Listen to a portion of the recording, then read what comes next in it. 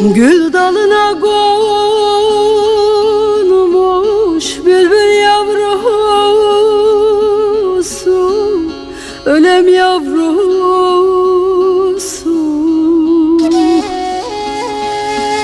Ben o yare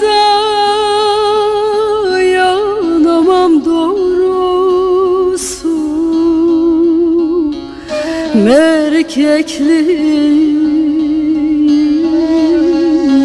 nedir çektim?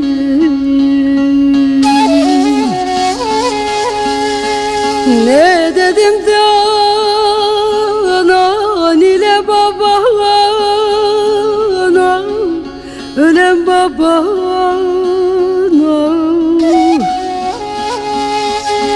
Seni bana vermiyorlar doğrusu. Dağlardan aşan yâre kavuşan.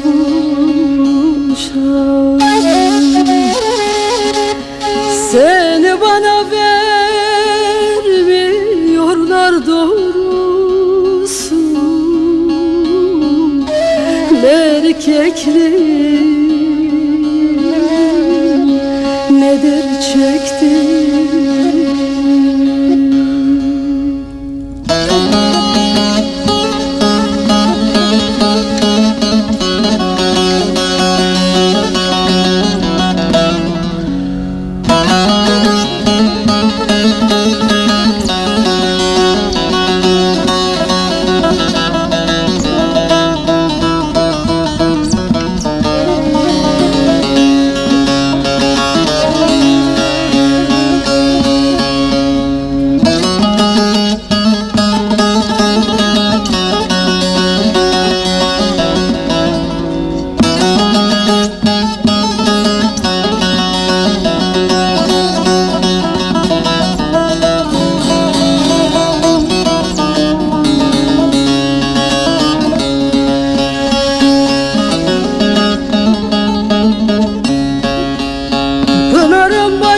Başında yosunlu daşlar, aman oy daşlar.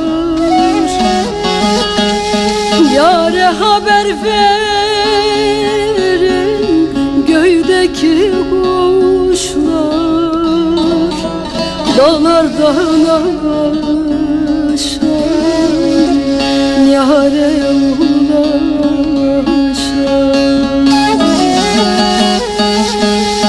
söyleyin o yâre mektup yazmasın, ölem yazmasın.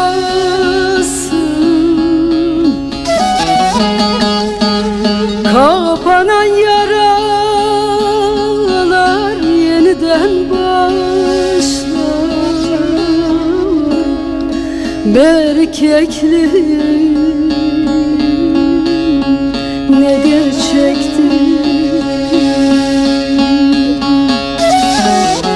Kapanan yaralar yeniden başlar. Dağlardan aşan yâre uğrar.